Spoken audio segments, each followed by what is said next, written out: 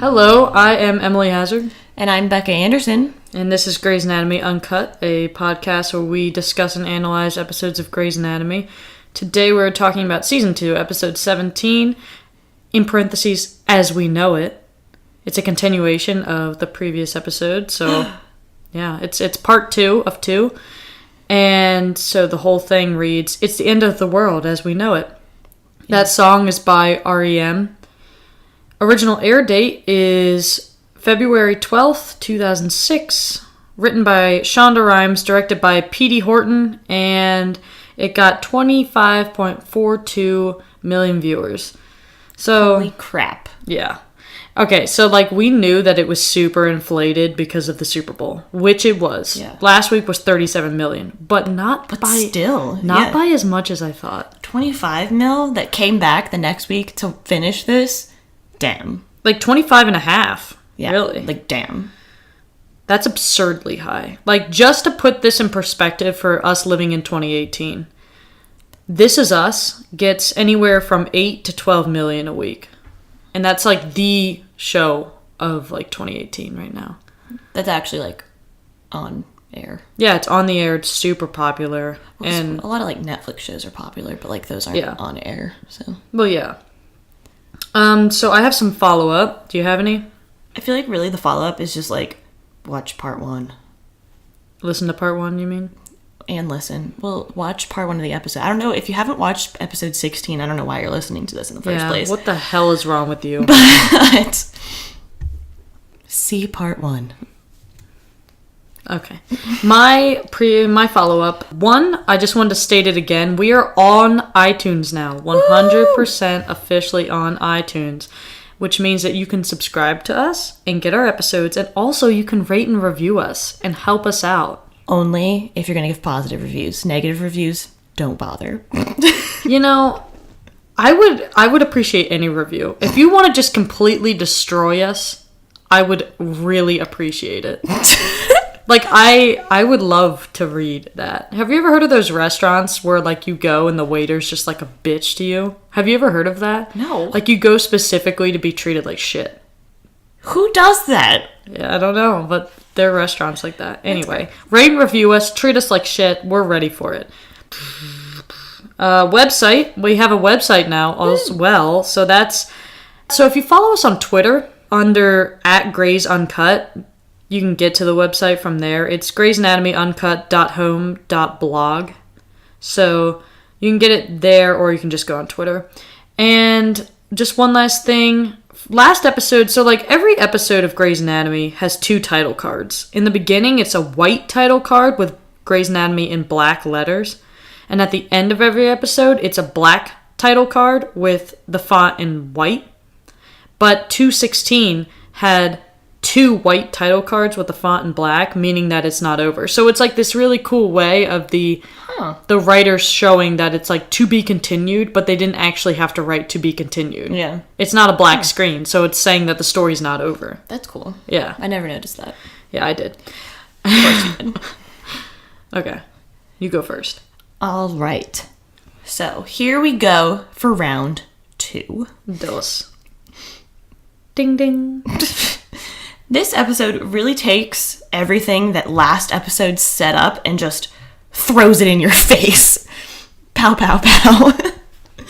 We get a lot of... please. We get a lot of scene parallels from last episode. Which we're talking, we get the shower scene. We get Meredith talking about her conditioner. I feel like I'm going to die today. So many things that you think meant nothing, or we're kind of that's just whatever in part 1, come back in this part and you're holy crap, this is amazing. And pretty much every storyline, the arc that we got last episode, kind of finishes up in this episode. I mean, we get a couple continuation things, but it is amazing. And can I just say that Ellen Pompeo kills this episode, kills it dead. Yeah. Dead. Oh yeah. She does amazing. The emotions that she is able to convey on her face throughout this episode are flawless. Especially at the end. The last scene, and we'll talk about it when we get there, are amazing. Mm-hmm. And so. She's got a snaggle tooth, too. I just wanted to point that out. What? Meredith Snaggletooth Grey. New nickname. Hey, Snaggy. Not to be confused with Addison's ridiculous eyebrow and eye game in this show. Ugh. Have you watched her eyebrows? They act. Like, they are actors of their own. It's amazing. It's almost creepy. Yeah. Also, I'm just going to mention one thing before you do your little opening statement. If you guys have access to, if you guys have the DVDs, watch the commentary for this episode. Because we watched it, and we're going to talk about it a lot in this episode. But it was super interesting to hear what Shonda, P. Hort, and Ed had to say about this episode and kind of the little things that they put in. Because they even mentioned things that I didn't notice or I hadn't really thought of. And so it was kind of cool. So if you have access to that, definitely watch it. But if not, we'll talk about it. Yeah. That's why we're here, everybody. So actually, what you just said, the interesting thing about like all the story arcs being completed in this part 2, it reminds me a lot of 108, where in the beginning, when the psychic calls Izzy Cricket, you're like, what? Or like, there's some specific ingredient. I can't remember. Why can't I remember? Mm-hmm. And it just seems like, what? In the beginning, and then at the end, it all comes together. That reminds me very much of what they're doing in this episode. You know, where it's like, it seems like just a little anecdote at the beginning of the episode, and then it turns into this huge, like, thing at the end. So I kind of made a list here of all the things that I saw paralleling. Let me know if I missed anything. So the shower scene, mm-hmm. the last kiss, mm-hmm. conditioner. Yeah. Even the conditioner comes back. My God. I feel like I might die today. You know, that's referenced all the time. Yeah. Quiet Board, Dr. Shepard and Dr. Burke mm-hmm. versus Derek and Preston. George's hug with Bailey, and then George helps Bailey give birth. It's foreshadowing mm-hmm. the 2 times that they are really intimate. Burke and Christina, like in the beginning, we don't know why Christina's acting weird in the beginning of part 1, but we find out it's because Burke told her he loved her while he thought she was sleeping. And then Christina tells him while he is presumably sleeping, but doesn't that imply that he's not? A little bit. So, you know, but they keep it ambiguous, which is even a better choice. Yeah. Agreed. Anyway, so those are just the 8 things that I noticed. 8 things. Yeah. That they were balancing in this episode. So now I'm going to start my official opening statement. Good Lord, we're already 10 minutes into this. So I assume that the way normal people have like objects or pictures or memories from childhood, or like certain places that they go and it triggers like an emotional, like nostalgic childhood reaction. That is how I feel about these episodes, especially these big ones. These characters are kind of like, and this sounds really like sad, but they're kind of became my friends and family. And I think it's because I watched it as a child. Right? This is why you had no friends as a child. Hey, Emily, who's your best friend? Meredith Grey. And Meredith would be like, damn straight. And they're just like, what? What? Who's Meredith Grey? Shut up. The peds nurse. Oh, please. But seriously, when I was watching these, or like when I hear a song from this episode, I get a nostalgic reaction to it. Mm-hmm. And after years of thinking about it, I think it's just because I watched it as a young kid. And that has to be the reason. Like, I've watched this show and I've rewatched it. And as I've grown up with it, I start noticing different things. Like, it applies on different levels to me. So as a 9-year-old, you know, I was super into like George, you know, because he's kind of like a kid. Yeah. Yeah. And so George was like, I was like, oh, I love George. He's so funny. And as I grow up, I start noticing different layers. Like, then in middle school, I was obsessed with Meredith and Derek. Like, that was my thing. Mm-hmm. Meredith and Derek. Because, you know, you're in middle school, hormones. And then, like, you grow up and then you start realizing the layers of, like, the generational parallels, you know, with Ellis, yeah. Richard, Meredith. And so, like, all these things. Like, some of the life lessons and stuff. Like, you start really listening to, like, the voiceovers and stuff, and mm-hmm. it actually starts meaning something to you. Where, like, when she's talking about, like, being alone mm-hmm. or, like, or, like, lying. And it's kind of like, oh, you know, like, that means something more to me, like, or it means something different than I did when I was, like, little. Yeah. And then, like, Also, something that I've noticed literally this time going through podcasting is that I'm starting to get closer to the age of the characters. Mm-hmm. And so it's starting to apply in different ways. Like, I used to think Meredith looked so old, and now I'm like, wow, she looks pretty young. You know, like, she looks like somebody I would work with at a job. Well, it's also weird with that because, you know, you see these episodes in season 2, and then, you know, you see her in, like, interviews and stuff, or, like, season, 15? Mm-hmm. Promos and stuff like that, and you're like, good, like, Lord, she looks like a baby in season 2. Yeah. But it's just because you see that, like, difference. Because I do that too. Or, like, I've gotten so used to, because we've been watching, like, season 2, I've gotten so used to her looking like that. I saw an interview or something with her. Mm-hmm. It, like, popped up on my Facebook feed, and I was like, oh my God, like, that's Meredith. Yeah, I know. And it's like, no, like, it's because that's who she is now, not, like, 10, 15 years ago. It is pretty cool for Ellen Pompeo to be able to track her life through a show like this. Same thing with Mariska Hargitay, who plays Olivia Benson. Anyway, so I'll move on. I've never realized how much part 1 of this 2-parter relies on them sticking the landing in part 2. Mm-hmm. Because, again, I've seen this episode probably at least 70 times. Yeah. Well, I feel like it really stood out for both of us that, at least this time going through, that part 1 really was all about all of the setup kind of for part 2. Yeah. And I feel like, I don't know, just because pretty much every time I've watched this episode, I've just kind of watched it almost as, like, one full episode, and so I've never really distinguished, like, one's kind of the setup, and then one's about, like... Until you podcast, yeah. And until you're forced to wait a week in between episodes. I think it's pretty safe saying that it stuck the freaking landing. Oh, yeah. Oh, my God, it stuck the landing. And Ellen Pompeo got the perfect 10. Yeah, she did. 10 out of 10. 12 out of 10. If I could name the thing I appreciate the most about this episode, just like part 1, is that every single freaking thing in this episode has a purpose. Mm-hmm. I mean everything. More so than even other season 2 episodes. Everything was planned out in such detail. And it's just like so much fun to watch it because it's like, can you notice all the details? Can you notice all this perfect planning? And like Becca said, we didn't notice it all until we listened to the producer, the editor, the writer actually tell us, you know? I mean, director, not producer. So. That's awesome. Yeah, so was our opening statement. Holy sugar mama. Sugar mama? That's a new one.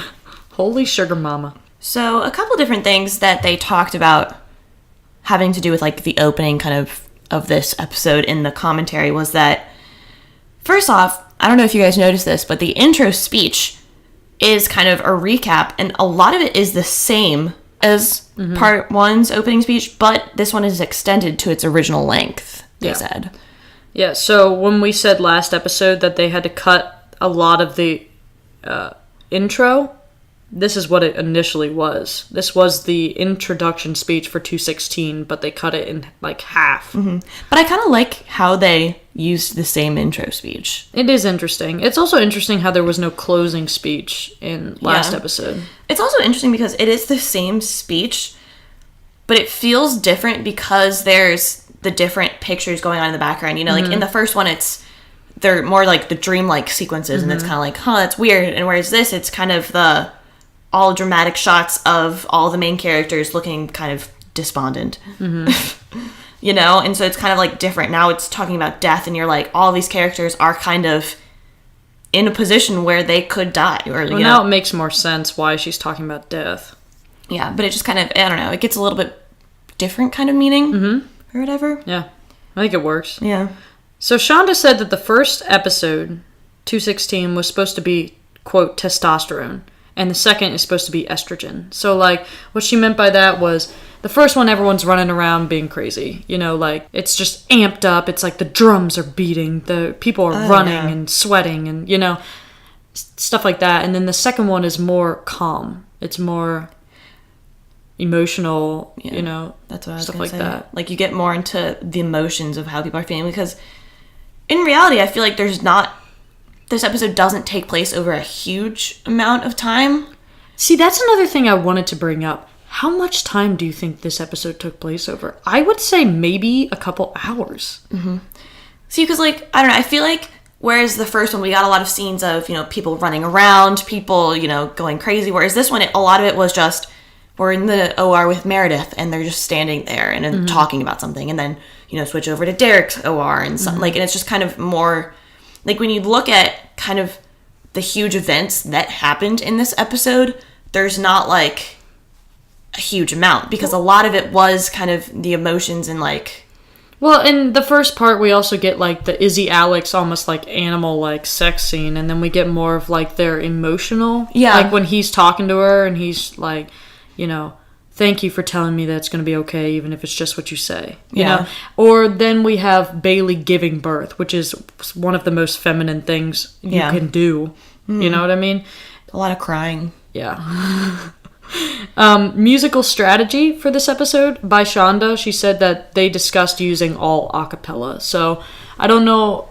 I do know. They don't have all a cappella in this episode, but a ton of it is a cappella. Which is cool.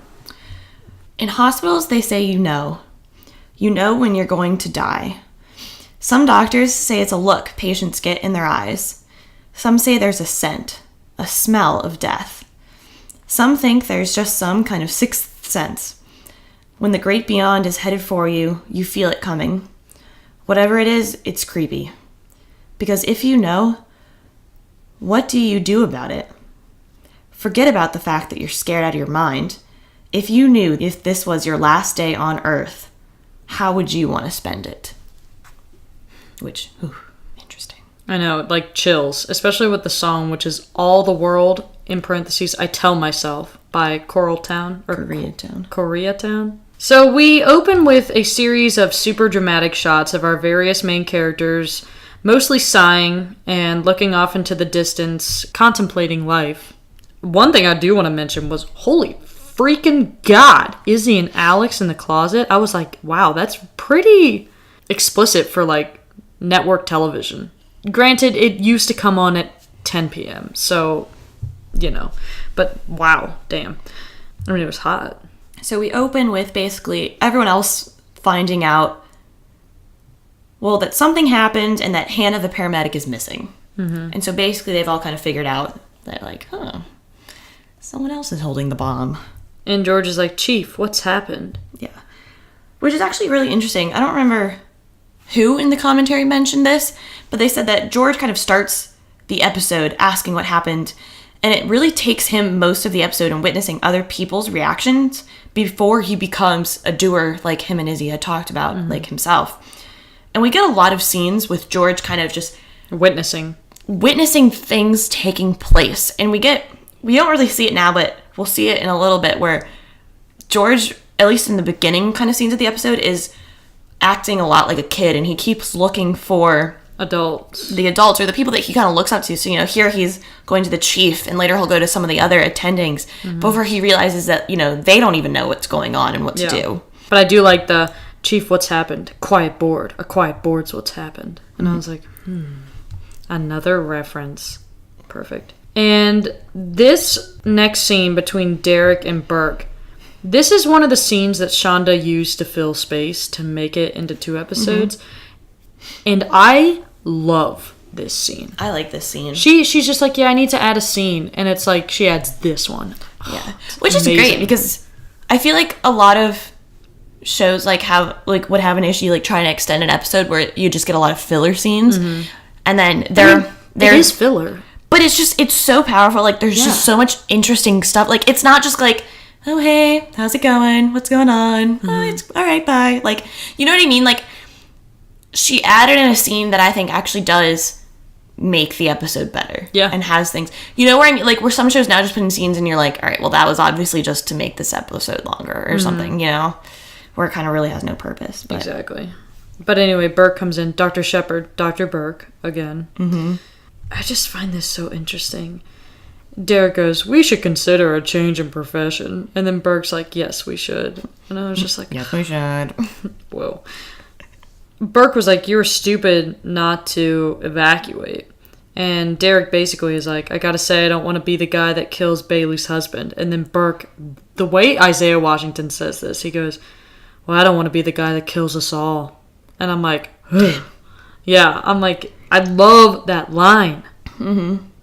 It's like, it gets you in the mood for this episode, that's for sure. Well, it really, I think, just sets off, like, kind of how serious this situation actually really is, because, you know, even Burke, who's been kind of the calm one and just kind of like, yeah, you know, everything, like, he's kind of still worrying, like, hey, like, I might be the guy that murders this, like, that just takes down this whole hospital. Mm-hmm. Oops. One super interesting thing that Shonda said in the commentary was, without this scene, they could not get to the point where they could call each other by their first names. They're two warriors, equal. Like, everyone else is in their armies, and they're the only two people they can talk about this. That blew my mind when she said that, to be honest. That's interesting. Like, who's in Burke's army? I feel like she might have been talking about, like, the two ORs being, like, their armies. I guess. Whereas, so, like, he can't, you know, like, I think what she was saying is, you know, like, they can't necessarily talk to some of the other people about, like, hey, I might be the one to kill everyone on this floor and stuff like that. Like, Burke's not going to go and say that to Meredith or anyone in his OR. True. Yeah, maybe that's probably then Meredith would probably take the bomb out and chuck it at him. Meredith, I love her. So interesting how they decide to have 2 full scenes before we even get to Meredith. Mm-hmm. It's like, can you feel the tension? Yeah. I love Meredith Grey. I don't know how many times I'm going to say this over the course of this podcast, but oh my god. I just love Dylan's trying to, like, ridicule her and being like, this was so stupid. And it was incredibly stupid, Christina. Okay, you know when you don't need to be made fun of? Like when you've got your hand inside a body that's got a bomb in it and a stranger is velcroing a flat jacket to your boobs? Which, like, I love how they added, like, just a hint of, like, comedy into that. And then Dylan, he's like, you've got a sense of irony. And Meredith goes, only when things are really ironic. And I'm like, that is the most classic Meredith Grey thing I think she's ever said. And then she turns to Christina and goes, I had a feeling. And, you know. Yeah, and they're perfect. Like, oh my god, what?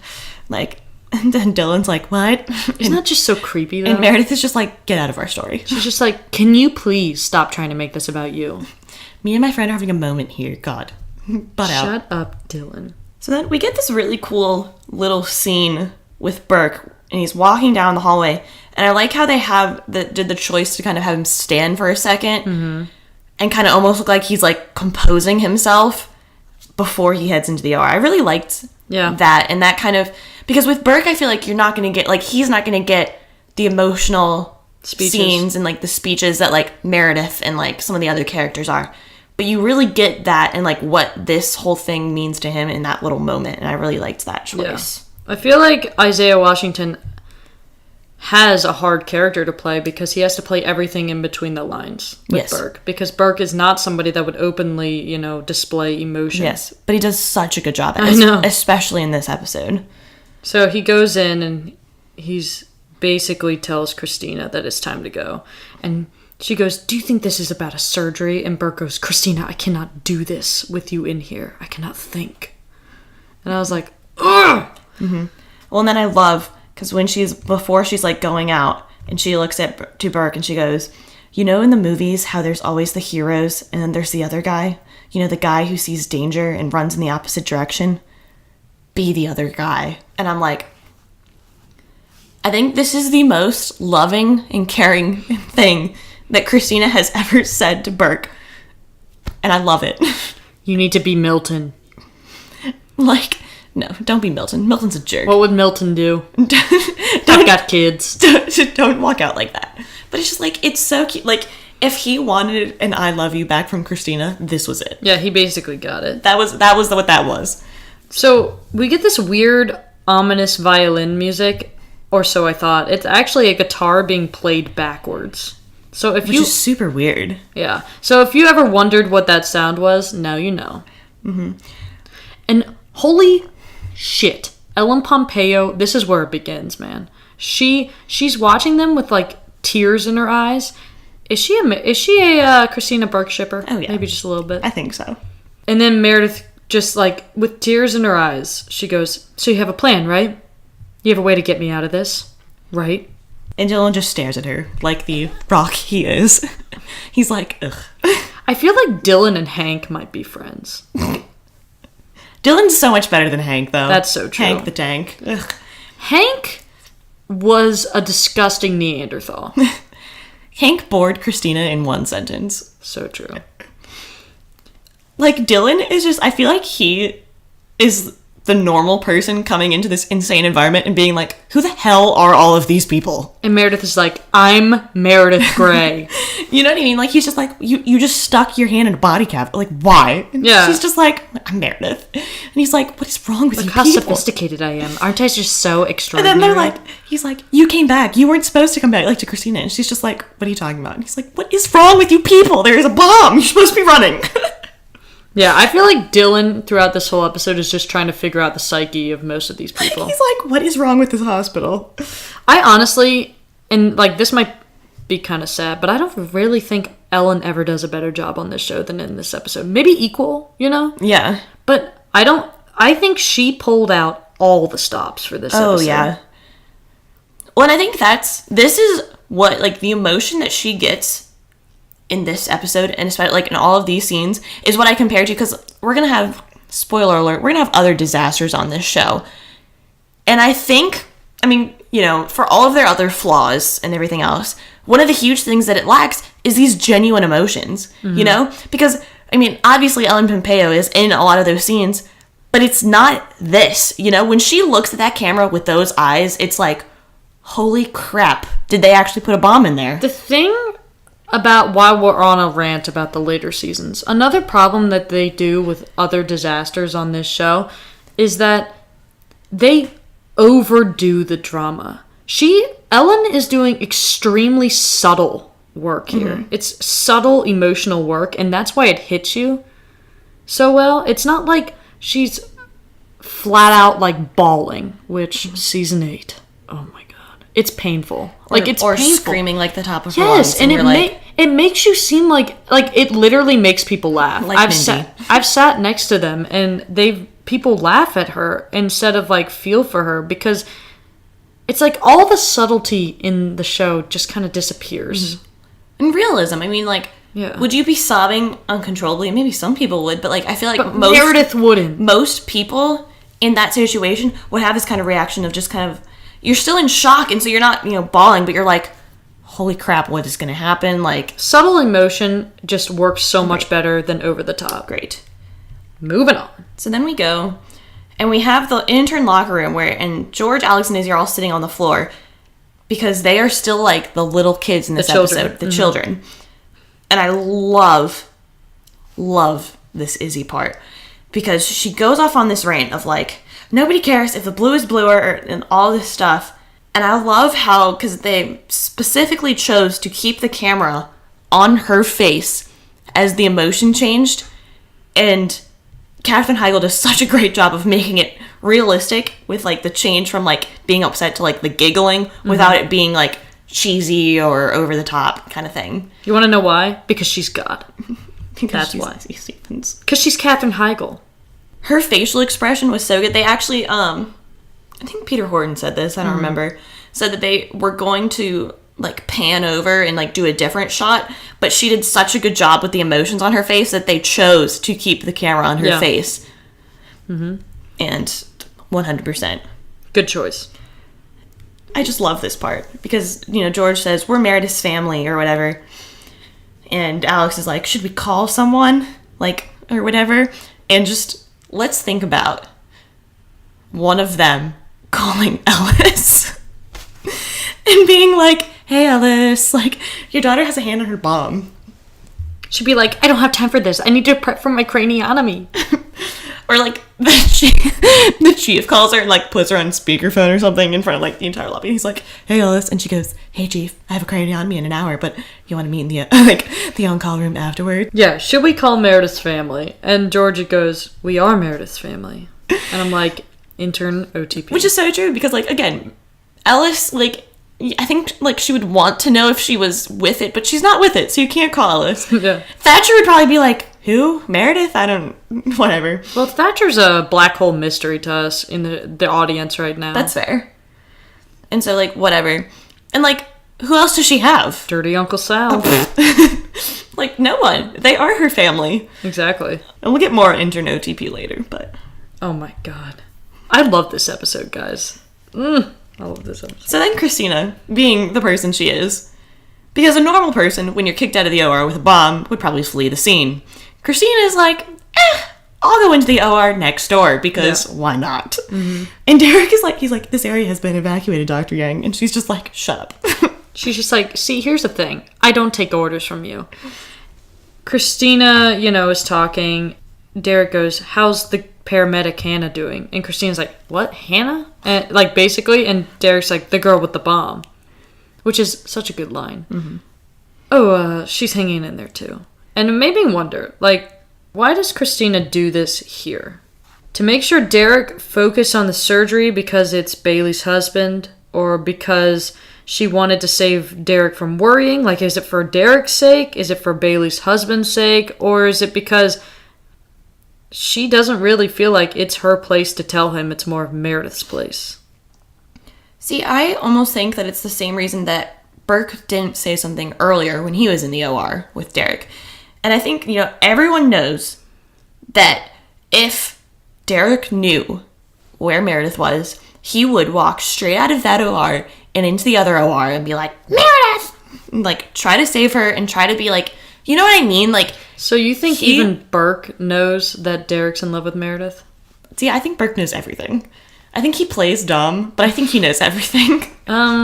Maybe. Not so much. In season 3, there's evidence that he doesn't. But I think, I don't know if they know that that's the love thing, but I think they just know that, Meredith means a lot to Derek. Mm-hmm. And that would, obviously I think mess up his concentration on the surgery that, everyone's like, we don't want him to F up and kill Bailey's husband, because even if the bomb doesn't go off, if Bailey's husband dies, Bailey's gonna murder us all. Mm-hmm. Yep. A different kind of bomb will go off. 2, if Derek, freaked out, I think he would. I think he would drop in and be like, Meredith, and run to the other OR. Then it could, mess up Meredith's concentration. She could move her hand, which could shift the ammo. Yeah. I feel like there's just a lot of reasons or things that could happen if Derek knew that it was Meredith holding the bomb, that everyone's just kind of like, no. And especially Christina knows that. I feel like Burke was just kind of like, man, whatever. So then we cut over to Addison and the chief. And the chief, openly says, my favorite resident is in labor. Openly playing favorites. But, honestly, who didn't know that? He loves Bailey. I know, but it's just kind of funny, especially, if you know different things that happen later in the show. It's kind of funny that it's the chief is like, yeah, she's my favorite. Yeah. You know what I mean? Yeah.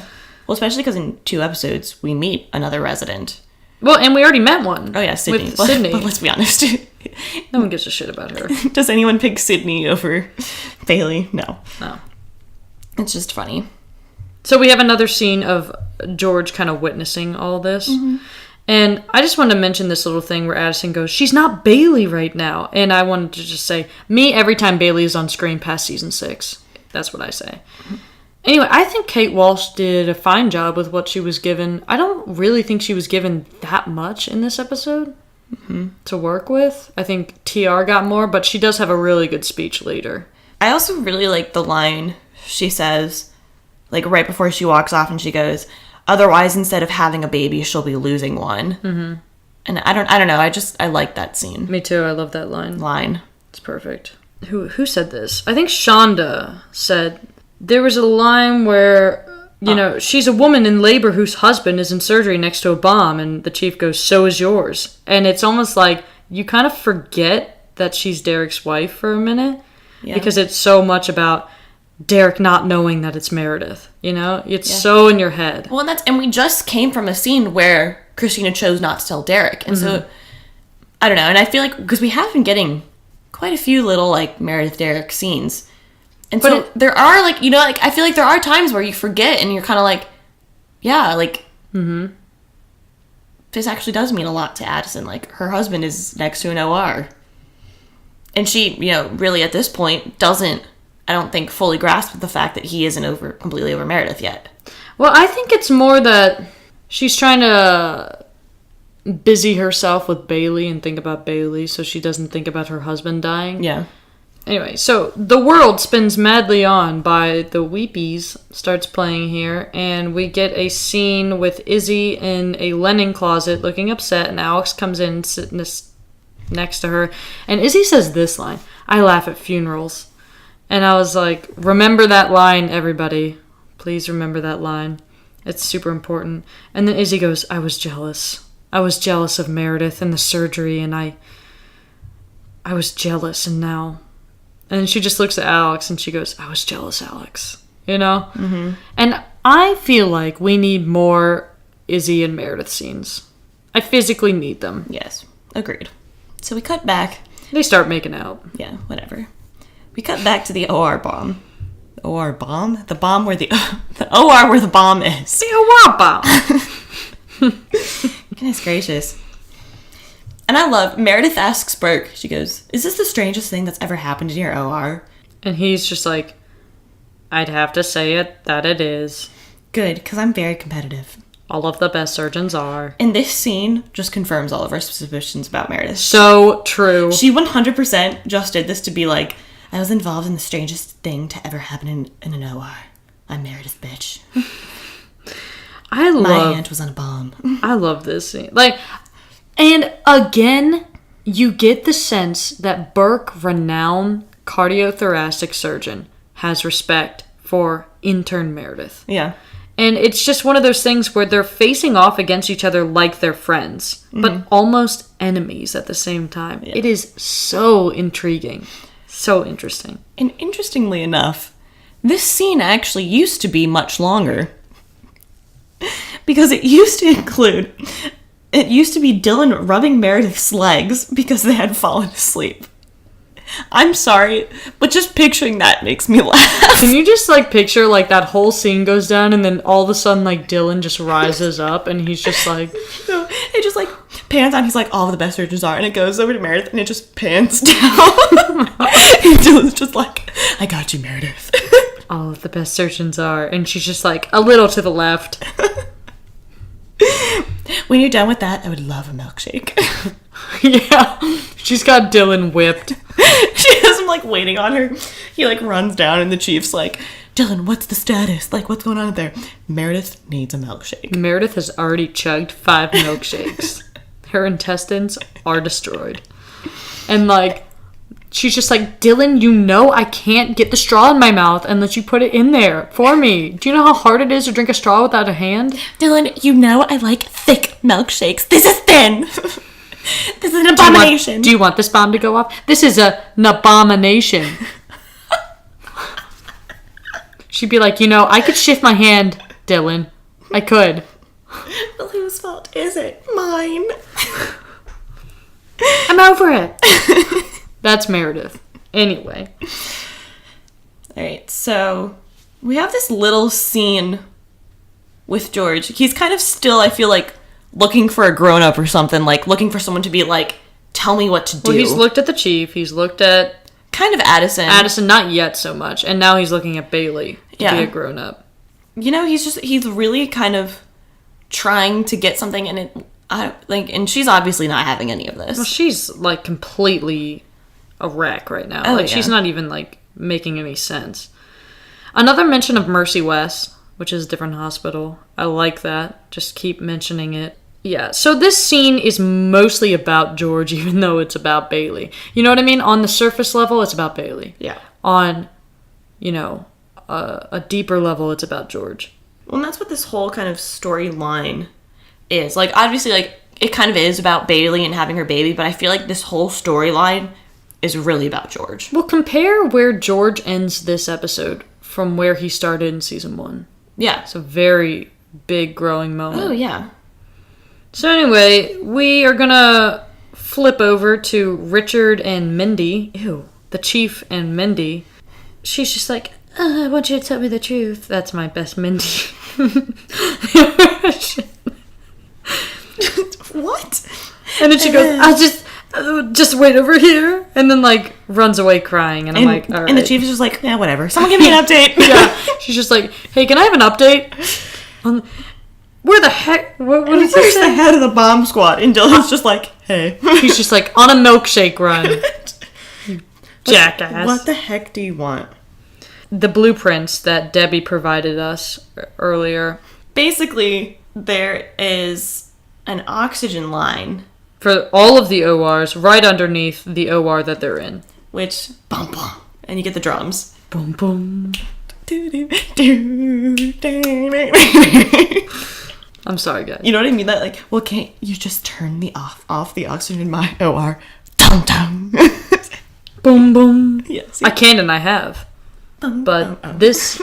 Okay, whatever. You know the point. You watched the episode, and if you didn't, please stop listening to this podcast and watch the episode. In fact, we'll pause for a second for you to go watch the episode.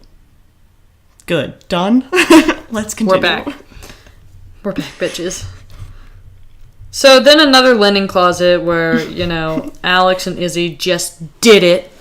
Just like... Another linen closet scene. Like, how many different linen closets do you think they've done it in? I think it's the same one all 3 times.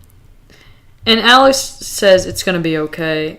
You don't know that. It's just what you say. I kind of like how Alex says that because it is just what you say. Like, it's so true. It's like people are like, it's going to be okay. And it's like, thanks, but like, you don't know that. Whatever. I like that, is my point. So let's talk about Meredith and Dylan and Burke. And something about the way that Meredith is looking at them, you get the idea that if she didn't have her hand on a bomb, she would personally destroy them. She's about to, like, bring the bomb out and, like, chuck it at them. She's either, like, about to fall asleep or take a shit. Like, look at her face. Maybe a bit of both. Yeah. Dylan, I need you to come rub my legs again. Dylan, come rub my intestines out. Ew. Ew. Anyway, and then she's just, I'm not a patient. And she's also kind of saying, I'm not Hannah. You know? Yeah. She's just like, look, I'm a doctor. I'm not Hannah. I'm not going to freak out. So whatever it is, just tell me straight. Yeah. Well, and she kind of struggles the whole episode not to freak out like Hannah did. She doesn't want to, become that. She wants to stay like, okay, I'm a doctor. This is my patient. Like, I have to stay. I just like this. I tend to be glass half empty these days.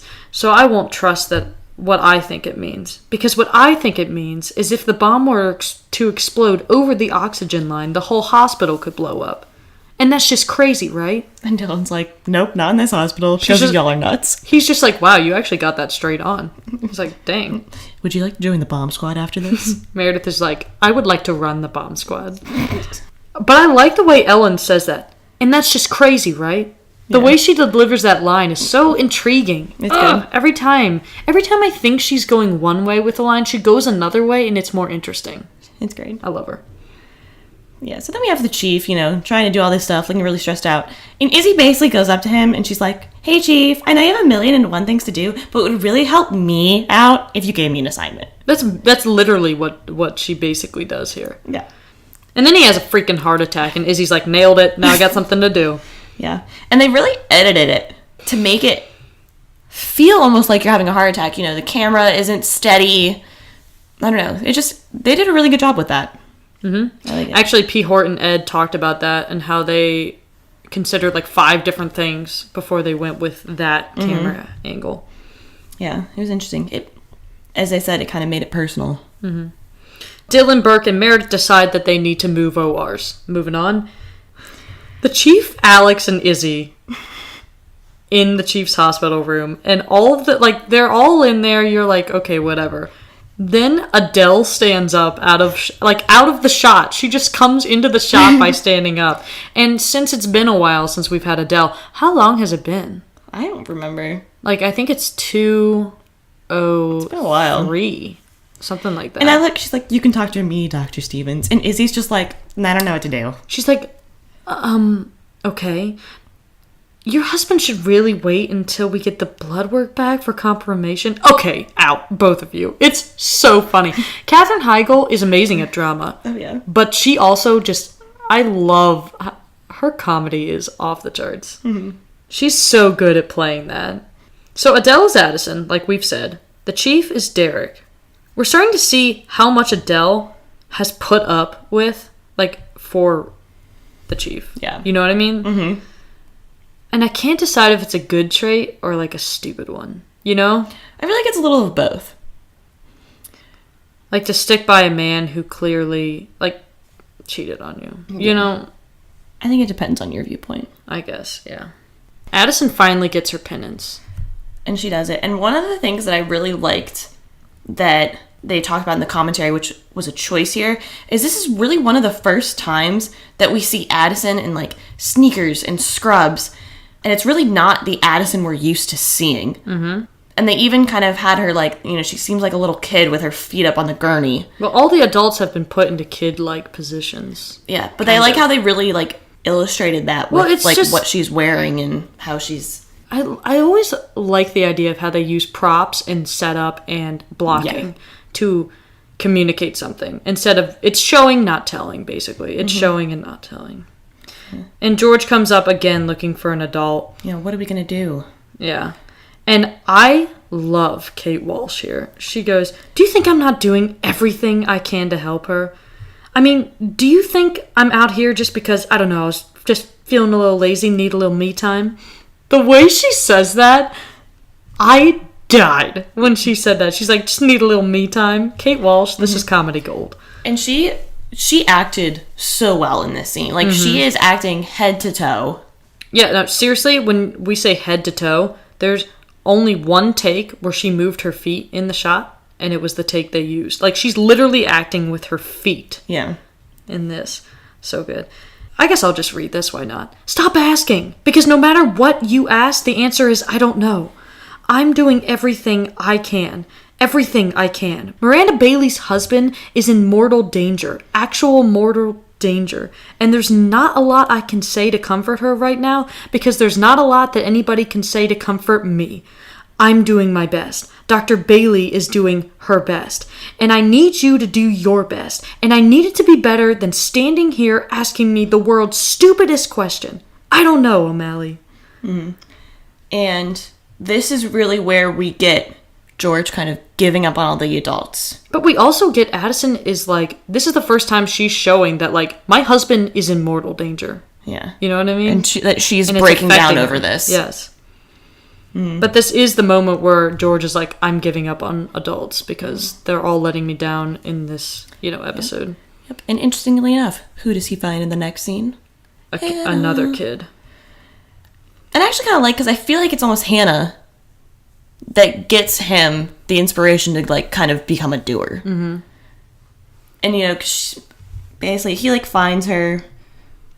And she goes, I think I fell. And I was like, I'm pretty sure you would know. So then we get Back in the Wild by Greenskeepers playing. And Derek is still operating on Tucker.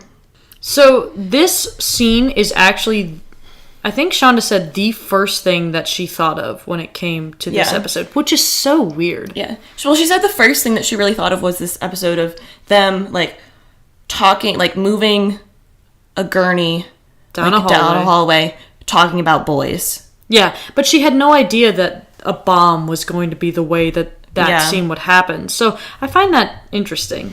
How that's the first, like, you would think that the first thing you think of is bomb. But no, it went the other way, which is another thing that's amazing. Yeah. Is that she thought about the human personal stuff first, and then she thought of a circumstance that could get her to that humanity connection, instead of just saying, like, oh, we're going to have this kind of crash, now let's work it from the other direction. Yeah.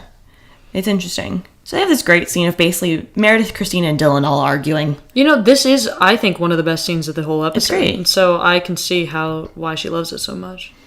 Mm-hmm. So let's do some dialogue. I think this is the first dialogue we're going to do together. Okay. I will be Meredith.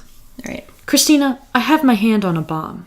I'm freaking out. And most importantly, I really have to pee. Tell me anything. He told me he loved me. Last night. He thought I was sleeping, but I heard him say it.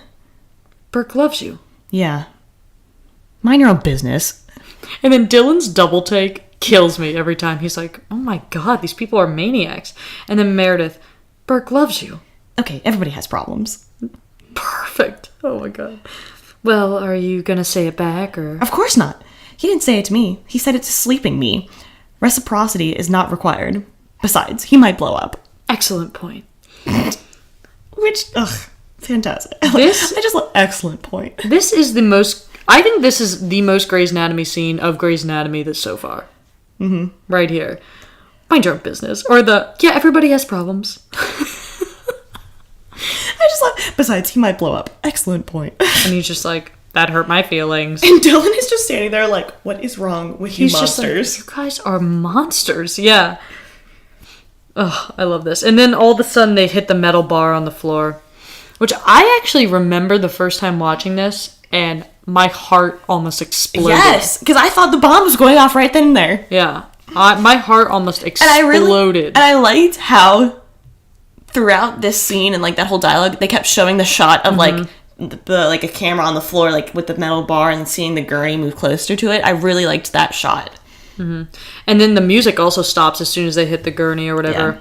Yeah. And it only starts back up again when the gurney starts moving again. And Christina said, "You had to say you were going to die today, Meredith. I told you." I'm going to say it again. The way Ellen delivered that line and the look she had, it was like this deadpan, like just this fatalistic Meredith. Yeah. Oh, so good. So good. So now we kind of get the scene that I was talking about earlier where George is talking to Hannah and fixing her up, and I feel like she kind of gives him the inspiration he needs. Yeah, she keeps saying stuff like, I thought I was going to be the kind of person that would stay, be a good man in a storm. You don't hide under the stairs and leave two people to die. You're supposed to stay and do something. Yeah. I ran away. They do. It's like George and Hannah do have this intimate relationship in this one episode, or in this one scene, really. And she does a really good job. She does a really, like, her facial expressions, and I really like, they panned in really close to her face, and, like, some of her expressions, it makes you get that kind of intimate feeling between the two of them. And I think Peter was talking about how, P. Hort was talking about how for different actors, different camera angles are better for them. So if you find that camera angle that works the best for a certain actor, you should utilize it more. And I think he said, I found the angle that worked the best for her. Oh, yeah. For her face and everything. It's great. Then we get a little comedy break here. And Alex, the chief had an anxiety attack. Who's going to tell him? Izzy, I gave you sex in a living closet. You tell him. And Alex is like, okay. Yeah. And Izzy just kind of smirks and smiles a little bit. And I just like that. They give you a little bit of break, and you're like, oh, okay. Izzy's back to normal. And now the scene where George grows up. Oh, this is so amazing. It's so satisfying. So do you want to take this George speech? Yeah. You're Dr. Bailey. You don't hide from a fight. You don't give up. You strive for greatness. You, Dr. Bailey, you are a doer. And I know your husband is not here. And I know that there are a lot of things going on here that we have no control over. But this we can do. Okay? Oh, it's so good. And they get so close with these two in these scenes. And an interesting choice that I really liked that they talked about in the commentary was, for most of that speech, George's mouth is actually being blocked by Bailey's shoulder. And so you can't actually see him say it, but I really liked that. But it makes you look at his eyes. It does, and he gives so much emotion throughout the eyes. And I also feel like that choice gives you that feeling that he's, like, right up, like, talking, like, right in her face, and it's really this intimate moment between these two. And again, the way that TR just decided to read the lines, because you can just decide as an actor and try out different ways. But when he goes, I know that there are a lot of things going on that we have no control over, but this we can do. Yeah. The way he said that, I was like, ah. So here we go. This is the beginning of the best sequence, I think. Oh yeah. I'm not gonna lie, I think this is the best filmed, put together sequence in the show. Probably. Yeah. Arguably. Just from production standpoint. Maybe not from writing and emotional, but from production, yeah. Just because they do so much, I mean, the music all fits in with it perfectly, the camera angles, they bring in shaky cam back for this. Yeah. They just do so much. And it's so amazing, but subtle. Yeah, when we cut over to Burke and Dylan and Meredith, and Dylan goes, we're good. Meredith, this is when the shaky cam starts. And that's super important that it starts here and it hasn't been going on for the whole thing. And shit is about to go down. This is next level. Oh, yeah. And so basically this whole scene is Meredith kind of, and she, again, Ellen Pompeo has that teary-eyed kind of like expression, and you're just, ugh. I don't know. Just tell me you don't like Meredith Grey, and I will tell you that you're a liar. Or a demon. Christina goes back into Derek's OR. Derek asks, how's the girl with the bomb? How's he doing? He's almost there, blah, blah, blah, blah. You didn't answer my question, Yang. How is the girl with the bomb? And then Christina, a moment of conflict, and then she just goes, it's Meredith. The girl with the bomb is Meredith. Mm-hmm. And so my question, like at first, when I first saw this, I was kind of like, why was this the right moment to tell him? I think because Christina thinks that Meredith is going to die.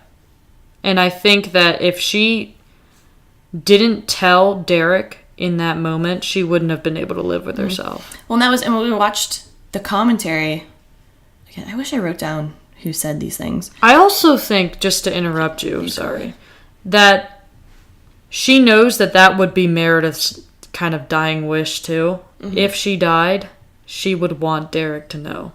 Yeah. I feel like Christina kind of did it for Meredith, almost. Mm-hmm.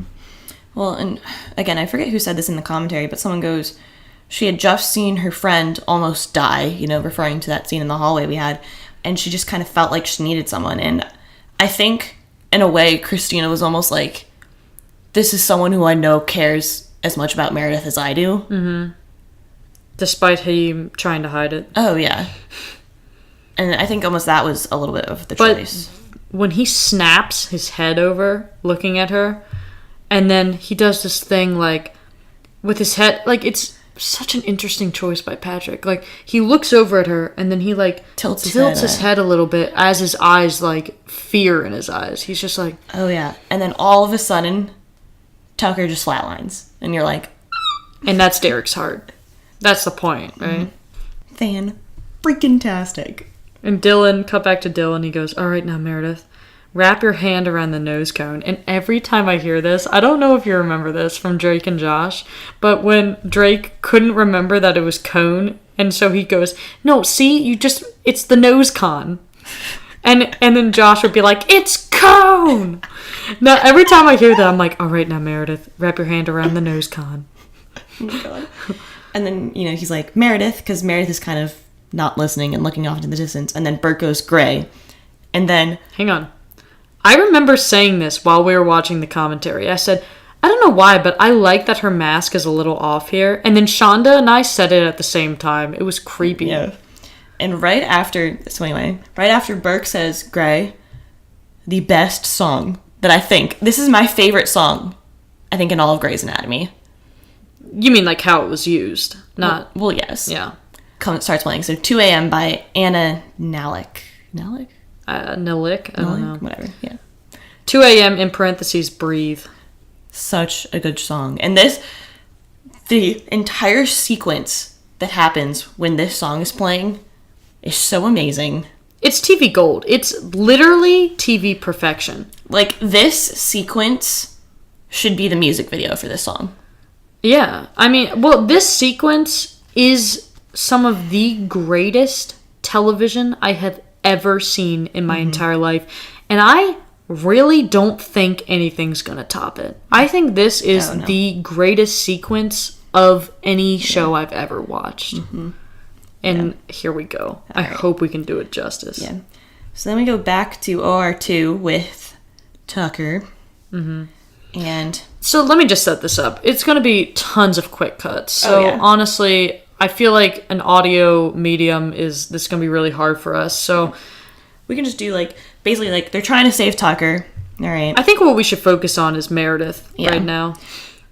We can just quickly mention some of the cuts and stuff. Yeah. But. Dylan goes, Meredith.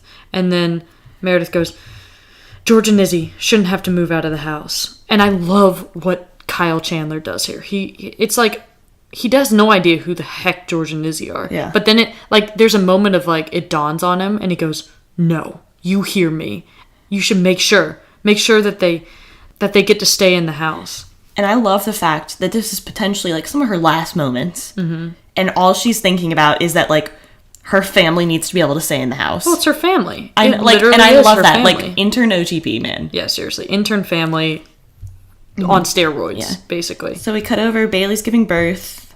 They're still trying to resuscitate Tucker, which I have to talk about this scene for a second, because Shonda's talking about how, this whole sequence of events is kind of like each of these characters going on journeys with each other. And then she says this line, and she goes, Christina and Derek are on this journey with Tucker's body. And you're like, what? Well, what made it funny was that she, like completely serious. She goes, George, Addison, and Bailey are on a journey together. Burke, Dylan, and Meredith are on a separate journey, and it's all happening at the same time, and it's all, like, coming off. Yeah. And Christina, Derek, and Tucker's body. And I just died. She's like, because all I picture is the three of them, like, rolling around in Derek's shit trailer. Like, rolling someplace. Like, Christina and Derek are, like, singing in the front seat. And then it just camera pans back, and Tucker's body is just rolling around in the back. Like Weekend at Bernie's or something. Yeah. They're on a journey. Just the way she says that, with Tucker's body. And you're like, is he dead? Like, it's a way to spoil it, Shonda. And, like, he doesn't even die either. It's one of those things where it literally is not funny unless you watch it. So that's why you gotta find this commentary. Fantastic. With Tucker's body. But anyway. So we cut back to Meredith. And that choice of just having the light flash over her face is amazing. I also want to note that throughout this episode, it's gotten darker and darker and darker and darker in this OR, to the point where it's like, now... How do they even see? Well, to the point where it reminds me of all the later seasons, am I right? And so that light flashing over Meredith's face is kind of like, dang, it's really dark in here. Yeah. And it's supposed to, resemble the darkness. And then we get this fantastic line from Dylan. Do you want to read it? Yes, I do. And I do like the, Burke, you should go. Go. Nobody's dying today, Gray. And then Dylan says, Meredith, I want you to look at me. Look at me. Look at me. I know this is bad. And I know that I'm this ass who's been yelling at you all day. So you pretend that I'm not. You pretend that I'm someone you like. Whatever you need. But you need to listen to me. And she, like, looks at him. Puts her head down. And then looks back up. The music fades away slightly. And we go straight into, like, the scene that, like, started it all. Mm-hmm. And you're like, holy, like, blankety blank crap. Like, blank, whatever expletive you want to put in there. Sugar mama crap. This... And you can read it as dreamlike, but you can also read it as heaven. Meredith's heaven is to be with Derek. In an OR. Well, and it's just so amazing. And I really like how we talked about this in the end of the last podcast. How you were like, the original OR they were in, you were like, yeah, that's not the same OR. And you're like, that's so weird. And now you get that and you're like, yes, because they had to move ORs. And that's why. And they match. And it's so cool. And I just love this whole scene. Meredith goes, I'm scared. And then Derek, literally looking like an angel. And everything's kind of like echoey and whispery, too. He goes, well, and there's no music going on either. Yeah, but the voices are echo. Yes. And everything is overexposed as well. They said that they actually spent a lot of money on these shots. And he goes, I know. You can do this. It'll be over in a second. You can do this, Meredith. And then Meredith goes, okay. And he just goes, okay. And it's like... Such a great scene. Such a small, tiny bit of dialogue. Only a few shots. And it still goes down as probably one of the greatest Meredith and Derek scenes of all time.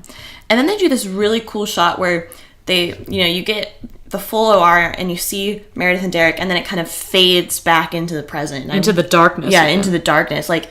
and that scene is very light and overexposed, like you said, and then it just kind of, like, fades into, like... Well, it's like he is her light, And I love that little, like, transition. From everything being clear and uncluttered to being, like, claustrophobic and dark and cluttered and everything. Mm-hmm. And so basically then, like, comes back to the darkness, and she starts pulling out her hand. And so then we cut, and now we get a couple of, like, quick scenes. You get a little bit with Tucker, then you flip back to Bailey, giving birth, to one of the most iconic lines for Bailey in this whole show, which, O'Malley, yeah, stop looking at my vajayjay. I love that. And then TR's face and kind of just, like, looks away. Yeah. So cute. Yes, ma'am. I love that little shot of, like, how you see the two of them in the mirror. Yeah. I and really then you like see that. Addison's head, too. I think that's kind of cool. I like that. You cut back to Tucker where he's still... He's flatlining. Yeah, they just do, like, these really quick, like, cuts between Bailey and her husband. Well, it's effective. Yeah. Yeah, they do this. And then we finally go back, and Meredith is slowly pulling out the bomb. Which is so cool because I feel like the audience has been waiting to see what this bomb looks like. Yeah. For, 2 episodes now. And I also really like you got a screenshot of this, but she's looking down, and so you don't get the emotion from her eyes as she's pulling this out. But you do get a lot of emotion from her, like, mouth and, like, the way that is. And so, like, I don't know. That's really cool. Because I feel like a lot of people always talk about how the eyes do a lot of the emotion. But, like, just the fact that she's looking down and you can't even see her eyes. And you're still getting that is really cool. And then Derek gets, Tucker's heart beating again. And this is just a happy coincidence, according to Shonda. It's something that I noticed a few times ago watching this. Tucker's heartbeat beats along to the beat of the song. Which, like, perfect. Which, it's like, okay, you know that the stars have aligned for this episode when something like that happens. This is one of those cases, I said it in 205 when we talked about season 2, episode 5. This episode has something, and you can't describe it, but it just has something. It's cool. Yeah. Which is interesting because it's about Sixth Sense. Yeah. So we cut to Meredith, and she's looking down, and they have this tear that runs down her face, which is so perfect. Which is all Ellen. Which is awesome. Yeah. Like, they said that too, and it was so perfect. And then I love, like, because then she looks up right after that, kind of, and her eyes, the emotion that she is giving. Like, she's done it perfectly all episode, but this scene alone is, like, amazing. Like, I get goosebumps thinking about it. Yeah. And then she just places the bomb in his hand. And you have this kind of cool scene, Dylan just goes, "You did good." And then obviously, like... And then he begins to walk out. And then... Burke begins working, because that's what he's, wanted to do this whole time. And she follows him.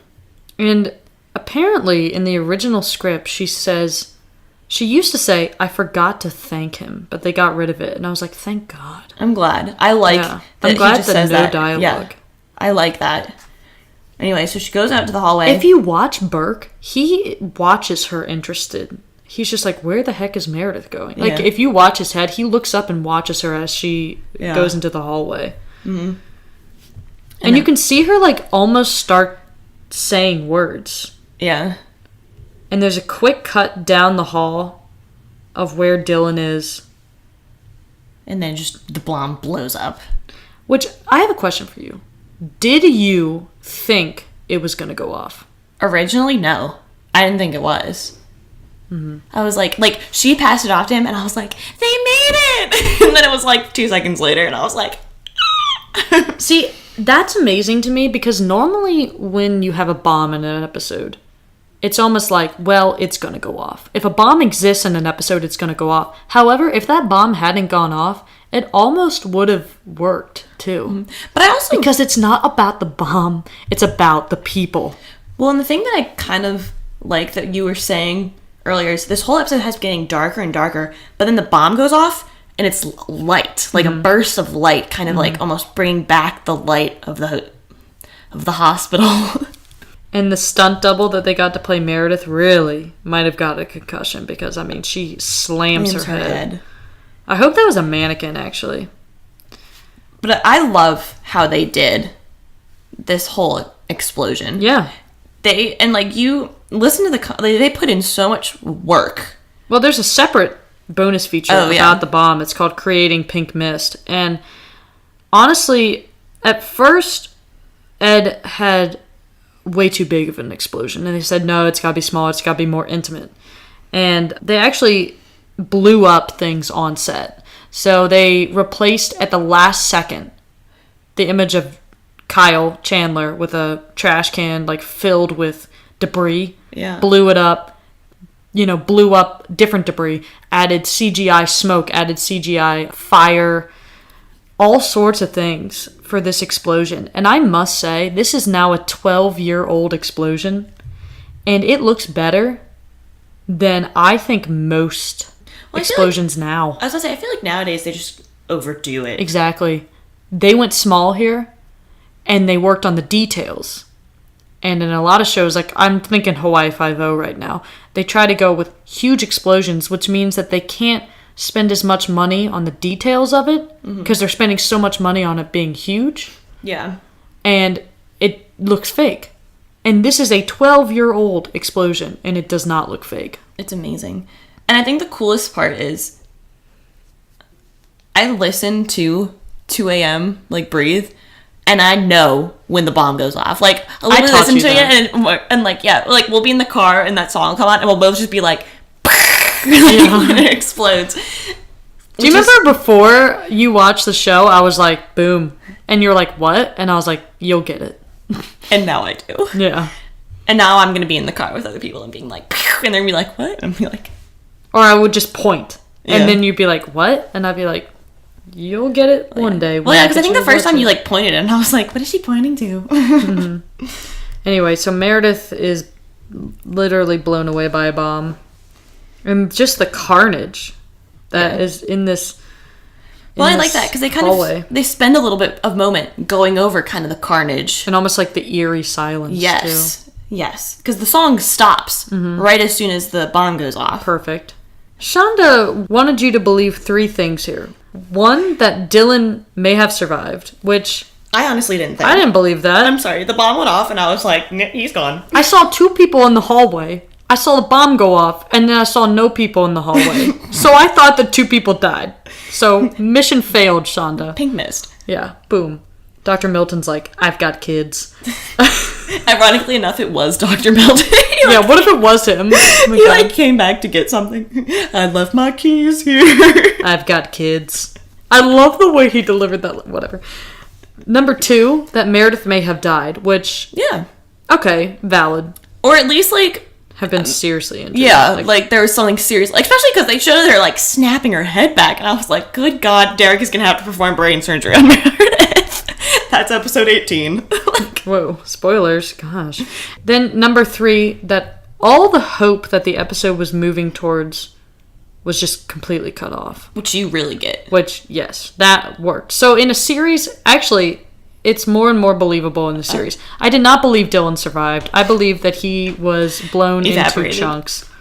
Which she says later. I know. She calls him, like, Dylan Chunks later. Shonda does. And you're like, good God. Yeah, like, in the shower scene, she's just like, see what they're washing off is Dylan Chunks. And I was like, oh my God. Shonda. Like, she's a monster just like us. And just like Meredith. Well, and they used to have this scene, they talked about it, where apparently Meredith used to kind of, like, look up after it and look at all the carnage that was left from the bomb because they were afraid that people were going to think that Meredith died and the audience would think it was cheap or something. And I'm glad that they cut that out. Yeah, so glad. I like that kind of anonymousness of it all. Because especially because the next scene we get is... Well, we get a couple scenes without Meredith. Yeah, like, in the next scene, really, because you get the, like, they're coming up or whatever, and you're kind of like, who is it? So we better get this party started. Yeah. Also, apparently people really, really thought that Meredith and Dylan were going to become a couple and hook up. She like, pulls the bomb out, they get rid of it, and they go, so, on-call room. And he's just like, I don't even know what that means. Linen closet. And Alex is like, no, that's our spot. How dare you? Yeah, so we go up back to the floor where Richard's on the phone and, you know, Adele's there, Alex is there. So Derek and Burke are in this elevator. And I tried so many times to get a good screenshot because I was like, man, this would make for a perfect screenshot here. And Burke's face is unbelievable. He looks like he's just been tased or something. He kind of does. Or like he's just had like his face is like the sound effect of duh. Like that's his face. I can't believe this just happened. He's just like, Gah. That's his face. Anyway. And then they just go, Derek, Preston. And how satisfying is that? oh, and they just like separate, and nothing else is said because nothing else needs to be said, and it's perfect. Yes, tiny little storylines like that. Everyday life can be interesting. Oh, so satisfying. And then we get Mindy's like, is my husband alive? Well, the bomb didn't blow up, so no. Well, it did, but oh well. And I really like how Burke gives Hannah the thanks. Mm-hmm. Yeah, gives her a little bit of credit. Yeah. Which is here where, because they like pan over and someone says like, oh, I went like, and we see like Hannah or whatever, and then this is where Shonda goes, yeah, it's not Dylan because he's in junks. And you're like, oh my lord. You're like, wow. And Shonda also mentioned this, so I really want to say it, is I always say that everything always comes back around on this show. If you watch the rest of this season and into the next, maybe. And that we won't even touch that. That's another bomb going off right here. Am I right? Chunks of Dylan. And so that's another thing I really liked about her saying that, is that she is aware that things are continuously being weaved on this show, so there's no loose ends, really. It's always weaved back, it's always coming around, it's always cylindrical, and I think they do a super good job of that in the first 3 seasons. Oh yeah. And then we get this huge scene. And Derek is kind of walking around looking anxious, you know, obviously kind of searching for someone. And he goes, where is she? And Richard's like, oh, she's right here. And you're like, Meredith! And then Addison comes running in.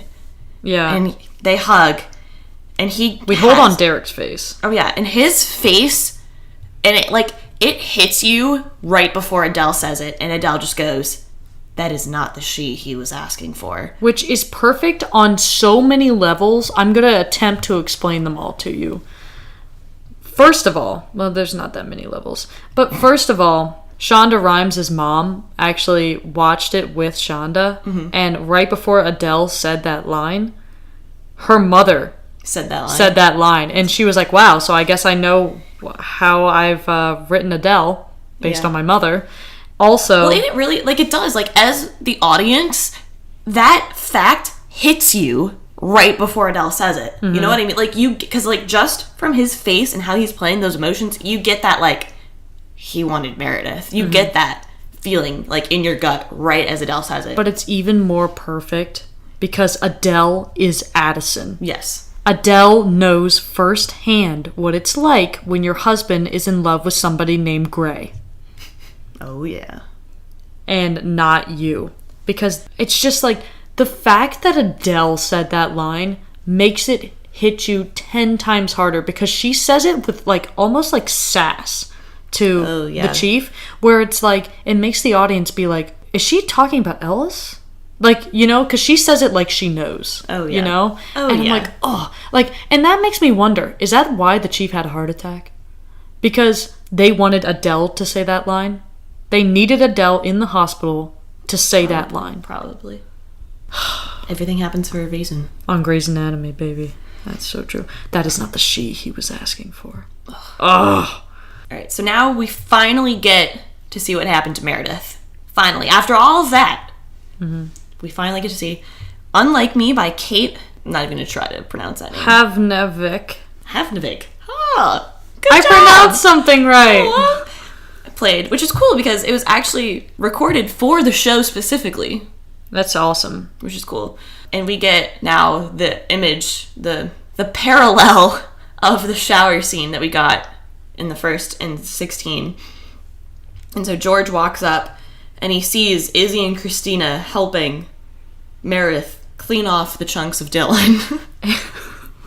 And Meredith, you know, like, in the past few episodes when Meredith has just looked like complete shit and, like, her eyes are just dead? Now she does. Now she, like, her whole body is channeling that. And I love the shot, too, they get where, she, like, first they're kind of close up, and then they kind of, like, give to the top as she, like, leans back. That is a beautiful, haunting shot. It's haunting.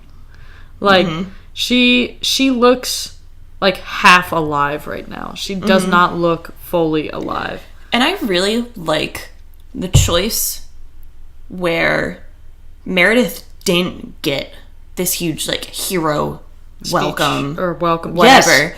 Like, because, you know, like, Derek and Burke kind of got that, coming down, up on the elevator. They kind of got that. And I really love the fact that Meredith didn't. And she kind of goes almost like underground, unnoticed. Yeah.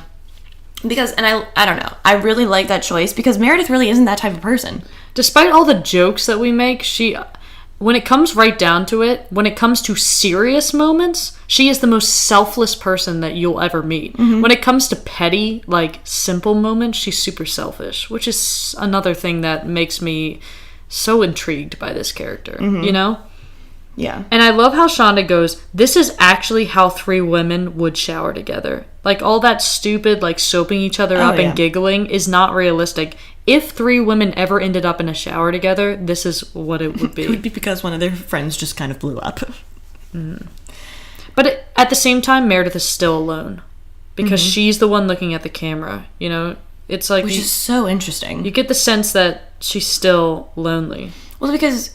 even though they're there for her and they're helping her they don't know what she went through in that OR. And the only other person that really knows, I guess, is Dylan and Burke. But mostly Dylan. And he's dead. Yeah. Mm-hmm. He's in chunks.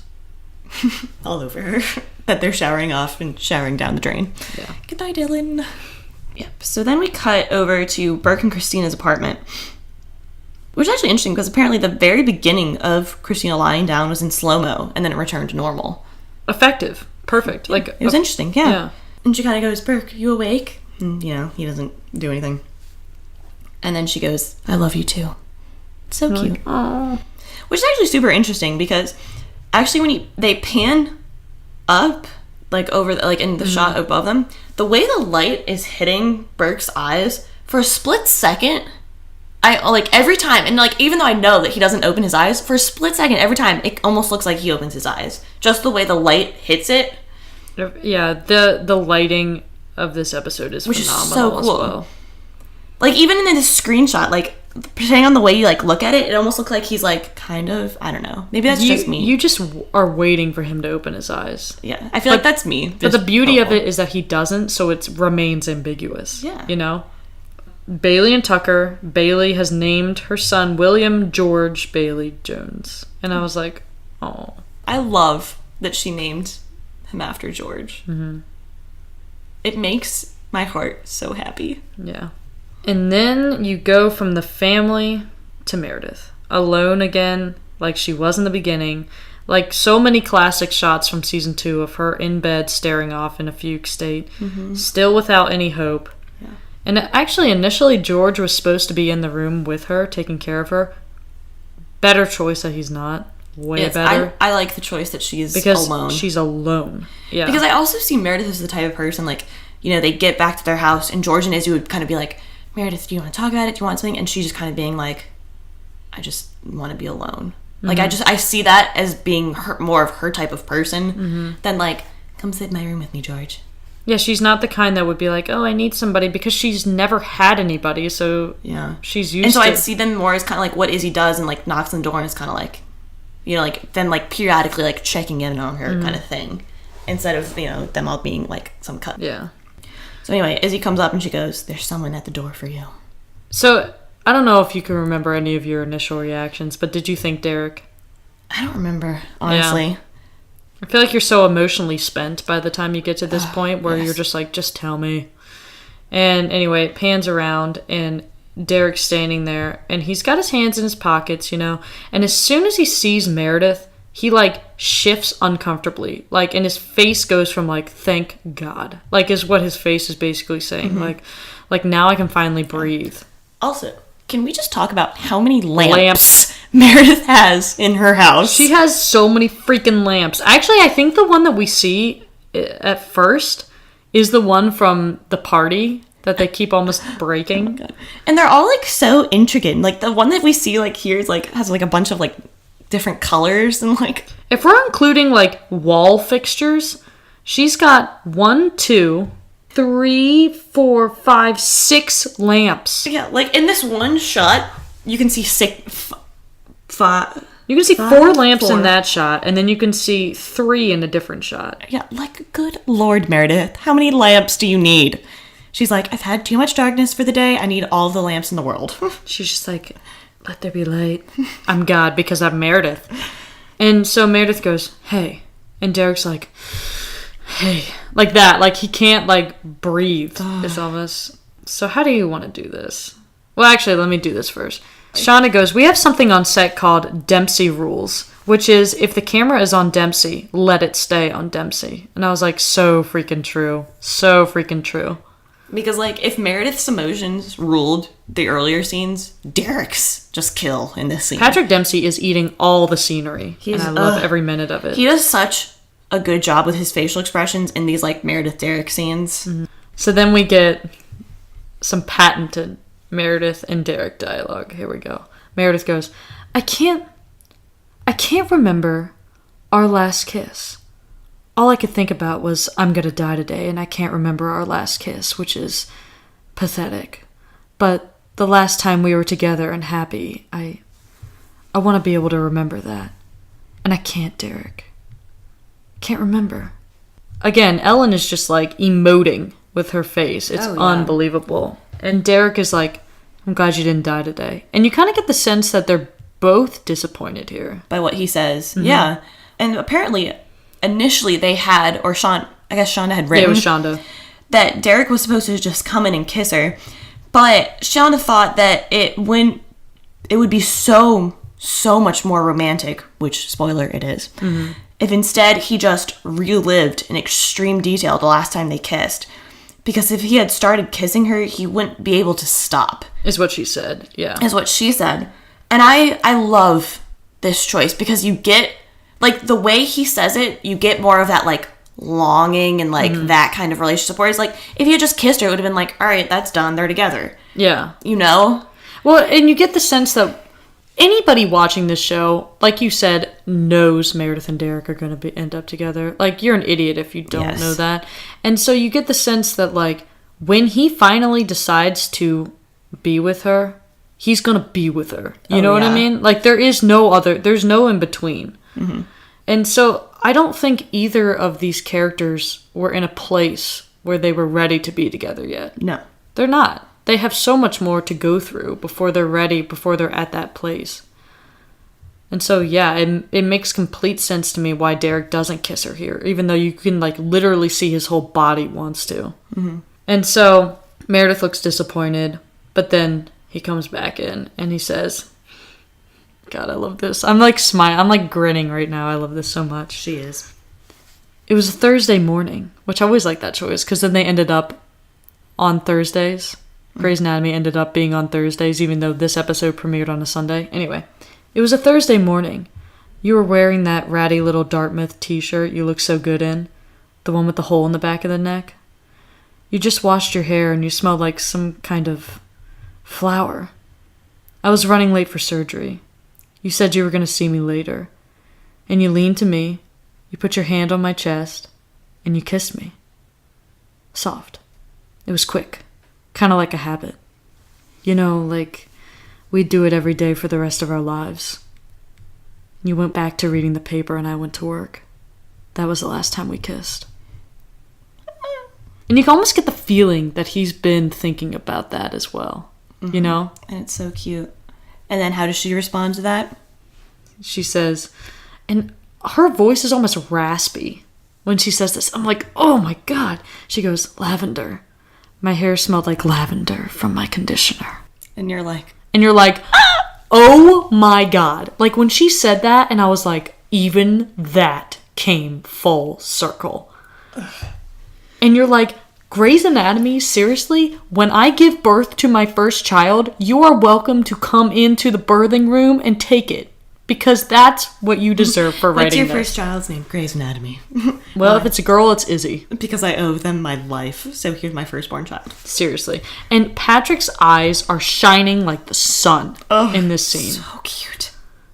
His acting, flawless. Fun fact. Shonda says that every single person that she's watched this episode with, when Derek leaves, they lean to the left as if they want to go with him. And literally, as Becca and I heard that while we're watching the commentary, we both looked at each other and our heads were both leaning to the right. So are we wrong or what's happening there? Let us know. We were right. LOL. But, let us know. Let us know what way you lean. Yeah. When Derek... Tweet at us, Mm-hmm. When Derek leaves... How do you lean? How do you lean? All right, so now we get the final voiceover. Song, actually. Homebird by Voy Vance plays, and it's literally just like a tiny, tiny little snippet of music. It's perfect. Yeah. Awesome. And Derek kind of nods and he goes, lavender. Like, that's something that he's going to now catalog into that memory. He's like, you smell like some sort of flower. Oh, it's lavender? Next time I tell myself this story, I'll edit it. He, goes to the store and buys himself lavender shampoo and conditioner. Honey, your new shampoo smells interesting. Kind of girly. Like some kind of flower. It smells like some kind of flower. And then it's just this tiny little closing speech where she just goes, if you knew this was your last day on Earth, how would you want to spend it? And the fact that she says that after that scene implies that if this was her last day on Earth, she'd want to spend it with Derek. Well, that's why. I mean, they had the whole little dream sequence because she was like, I want to spend my last moments with this person. Mm-hmm. Which is so, that's intense, man. And I just want you all to realize that we know that Derek loves Meredith. I mean, we know it. But Meredith still doesn't know. You know what I mean? Yeah. Do you mind reading this long quote from Shonda Rhimes' Gray Matter? Sure. The last thing I want to say about this episode has to do with Meredith. Because all she really wants is some kind of reason to live. I've heard a lot of talk about Meredith being whiny, but the truth is, she's got a mom with Alzheimer's, no other family to speak of, and the man she loves is married. She's pretty freaking lonely, people. She's got a right to get her wine on. No, don't tell her that. Don't tell her that. So when she falters, when she doesn't want to pull her hand out of Mr. Carlson, it's partly because she's got nothing to hang on to. As she says in the first episode, she needs a reason to go on. She needs some hope, which is why she has to picture Derek to get through with it. And at the end, when he shows up at her house, and he shows up just to see for himself that she's alive, she has to ask. She has to ask him about their last kiss because if she's ever going to get out of that bed again and keep going, she needs a reason.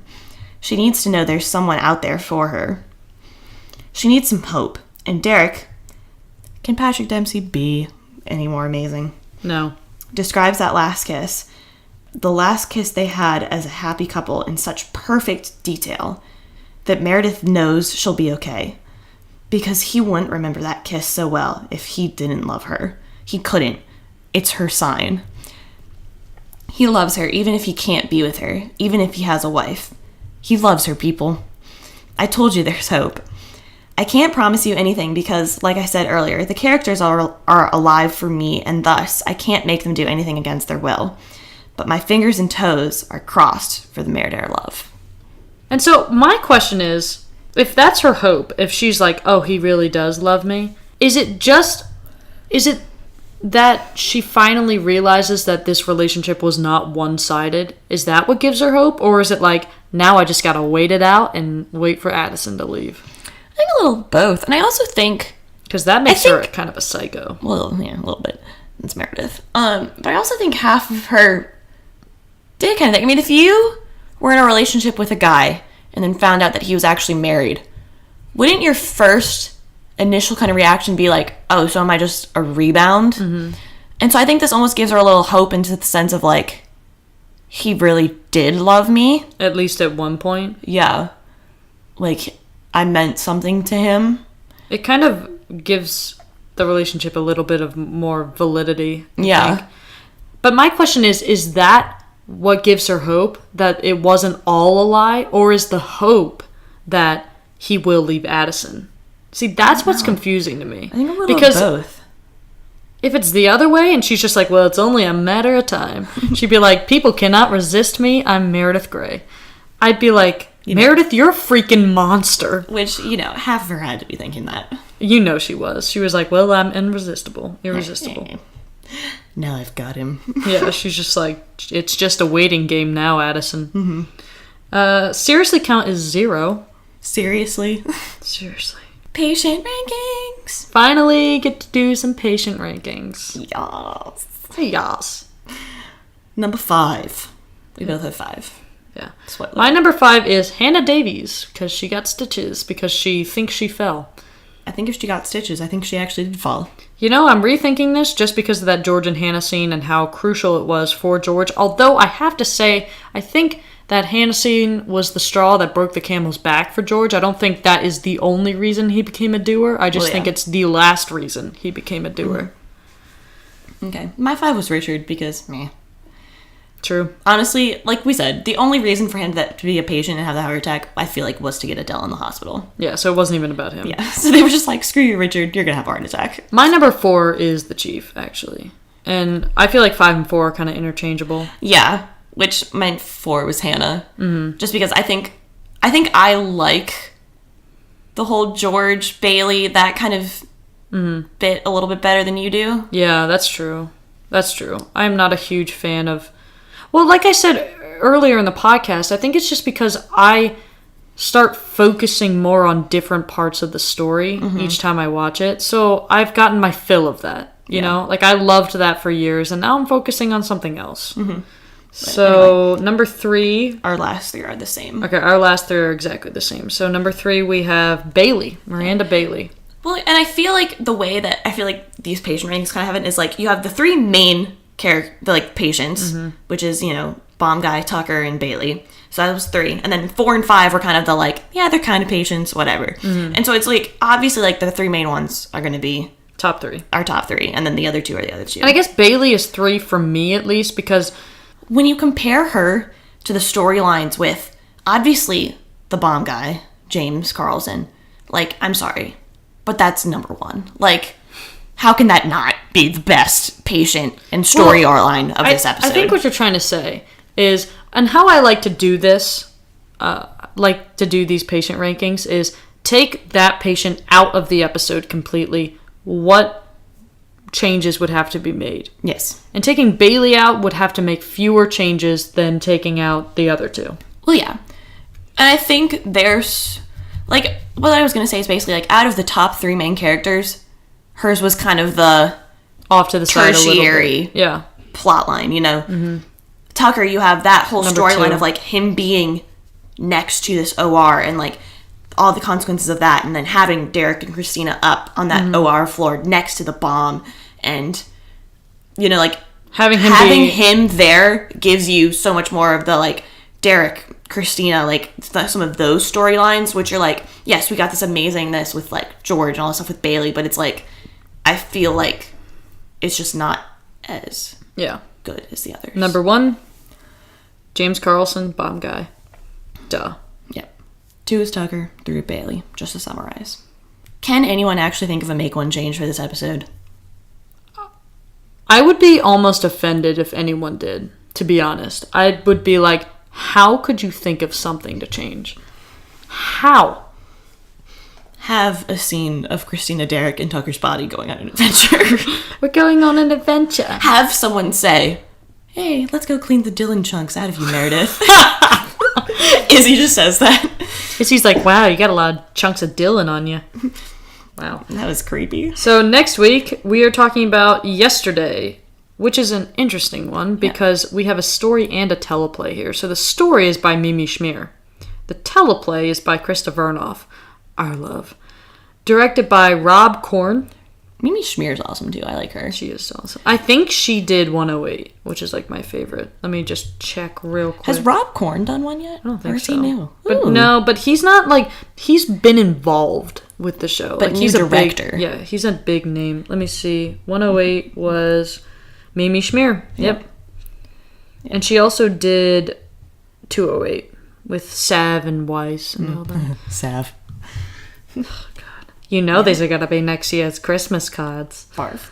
Oh, gross. If you want to get in touch with us, you can on Twitter. The account for the podcast is @GraysUncut, and then we each have personal ones, which are @Hazard_Emily and @Anderson_Becca. Longer questions or comments can go to our Gmail, which is graysanatomy_uncut@gmail.com. Check out our website, man. Yeah, check it out. graysanatomy_uncut.home.blog. And don't forget to rate and review us on iTunes. Yes. Because we're there. We're there now. And we're not going anywhere. We're here forever. To stay. All right. Thank you for sticking around. Goodbye. Bye.